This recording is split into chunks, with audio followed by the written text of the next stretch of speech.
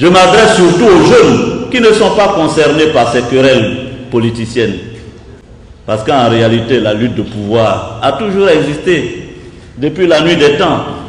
Mais les peuples doivent savoir garder le cap et ne pas se laisser embarquer dans la manipulation, le mensonge.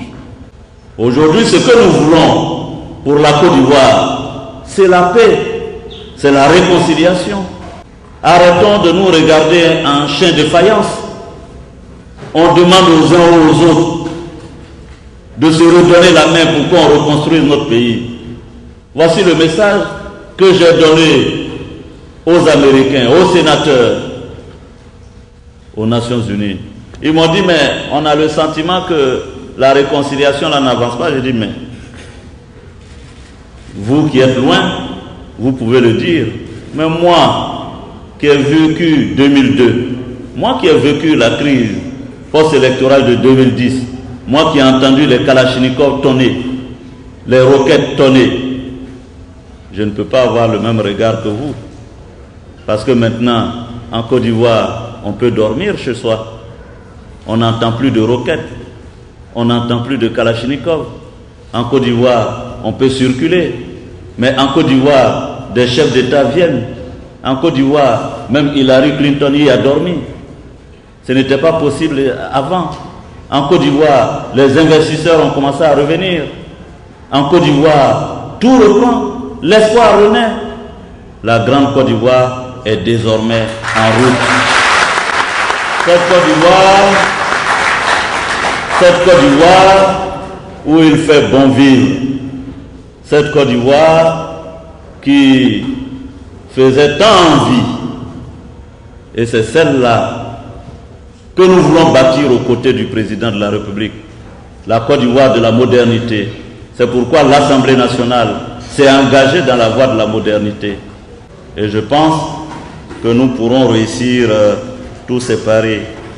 Chers amis de la diaspora, je vais conclure mon propos pour permettre, bien évidemment, l'ambassadeur a insisté, pour permettre à ceux qui voudraient poser des questions de le faire.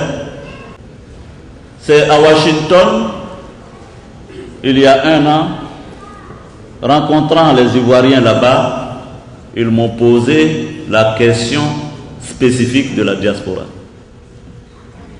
J'étais alors Premier ministre.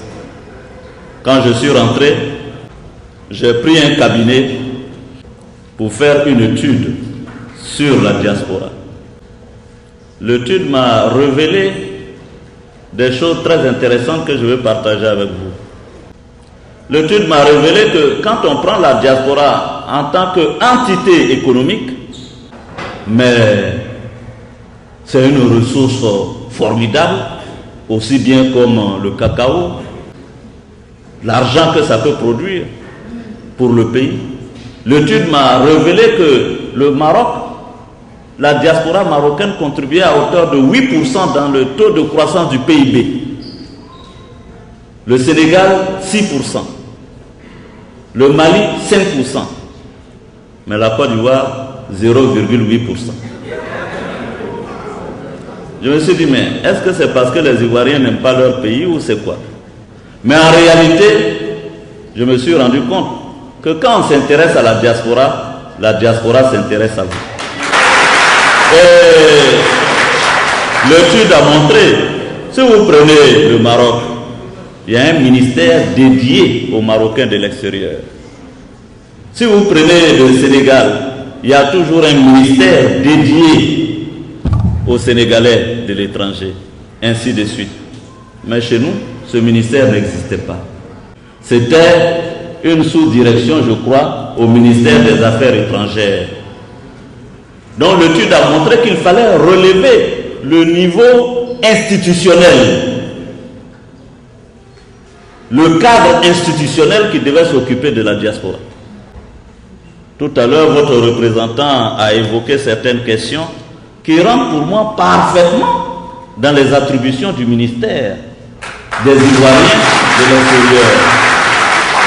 Ce sera à ce ministère de procéder au recensement des Ivoiriens de les identifier, de classifier, de regarder avec eux les projets et de soumettre au gouvernement directement ce qui peut être fait pour la diaspora.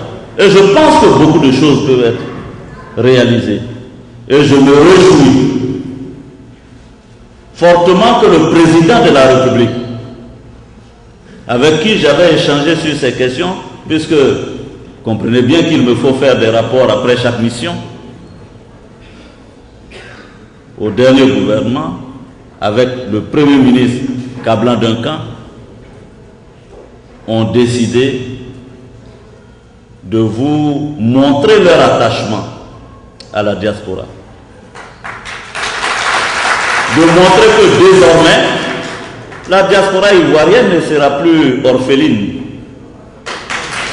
Que désormais, la diaspora ivoirienne sera au cœur de la politique du gouvernement. Et je peux vous assurer que les doléances que vous faites là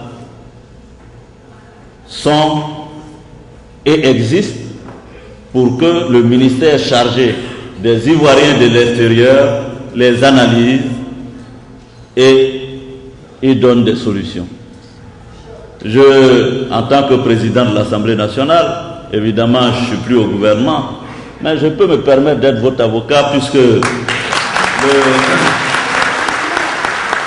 le Premier ministre Kablan Duncan, que je connais très bien, le ministre des Affaires étrangères, le ministre Didi qui arrive du reste aujourd'hui même à New York, avec qui évidemment je parlerai de ces questions, sont des amis à moi et nous pouvons échanger sur la question et nous pouvons les soutenir.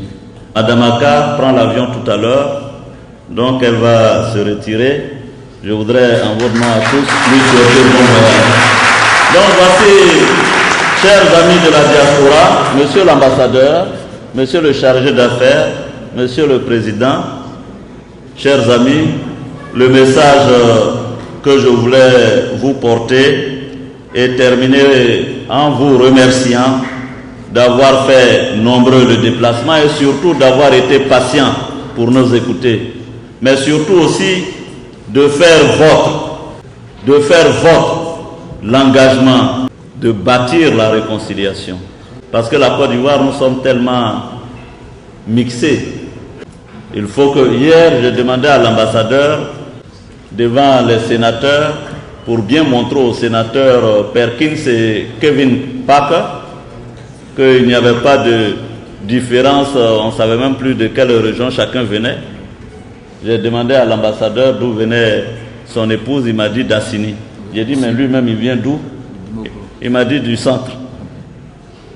J'ai dit, bon, voilà, c'est ça la Côte d'Ivoire. Pour dire aux sénateurs que la Côte d'Ivoire, nous sommes mixés. Nous avons appris à vivre ensemble et nous allons continuer de vivre ensemble. Merci de m'avoir accueilli.